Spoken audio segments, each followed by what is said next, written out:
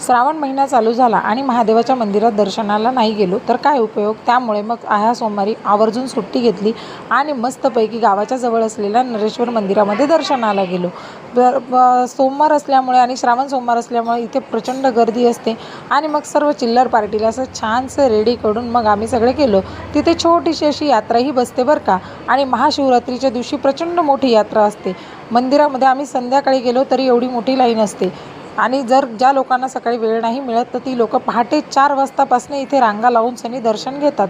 आम्ही पण असं लाईनीमध्ये मस्तपैकी उभं राहिलो, दर्शन घेतलं। आणि हे बघा, हे असं गर्भामध्ये महादेवाचं मंदिर पिंड आहे छोटीशीच। आणि आमच्या सगळ्या चिल्लर पार्टीचं बघा, भस्म लावल्यानंतर कोण कसं दिसतं हे बघण्यासाठी चाललेलं होतं, पण मामा काय ऐकणार नव्हता। मामाने सर्व भाच्या भाचींना जेवढे होते सगळ्यांना भस्म लावून सनी त्यांच्या सगळ्यांच्या चेहऱ्याचे लुक बिघडवले आणि मग पोरं लागली चिडायला। आणि हे बघा, हे मंदिर असं आहे मस्तपैकी छान असं ओम नमः शिवाय आहे। रात्री हे लाईटामध्ये खूप छान दिसतं। मग चिल्लर पार्टीचे जरासे फोटो काढून घेतले। दक्षा काही शांत बसतच नव्हता। त्यानंतर म्हटलं